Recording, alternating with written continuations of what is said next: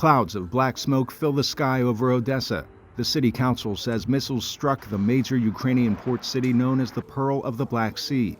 Odessa is also home to Ukraine's naval headquarters. A Russian Defense Ministry representative said Russian ships and aircraft fired upon oil processing facilities and fuel depots he claimed provided support to nearby Ukrainian troops. A Ukrainian official called it part of a, quote, vile practice of destroying critical infrastructure.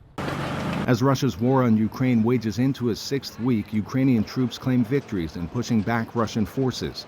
But Ukraine's President Volodymyr Zelensky warns of catastrophes for civilians living among abandoned mines, equipment, and bodies in the street, which Ukrainian soldiers in the Kyiv suburb of Bucha pull with cables fearing booby traps. We are the citizens of Ukraine. We have more than 100 nationalities. This is about the destruction and extermination of all these nationalities. We are the citizens of Ukraine, and we don't want to be subdued to the policy of Russian Federation. This is the reason we are being destroyed.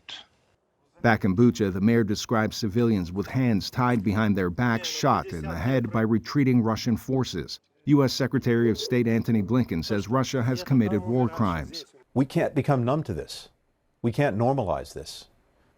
This is the reality of what's going on every single day as long as Russia's brutality against Ukraine continues. That's why it needs to come to an end. Despite mounting evidence to the contrary, Russia denies targeting civilians. A Ukrainian presidential advisor describes evidence of war crimes. Among the victims of Russian crimes are raped women they tried to burn, murdered local government officials, murdered children, murdered elderly people, murdered men, many of whom had their hands tied, traces of torture, and shot in the back of their heads. Ukrainian troops take back territory from fleeing Russian forces, shouting in Ukrainian, "Glory to the heroes." Secretary Blinken travels to a NATO meeting this week in Brussels, where he will hold talks with counterparts to highlight the alliance's resolve and further hold Russia accountable. Arash, Arabasadi, VOA News.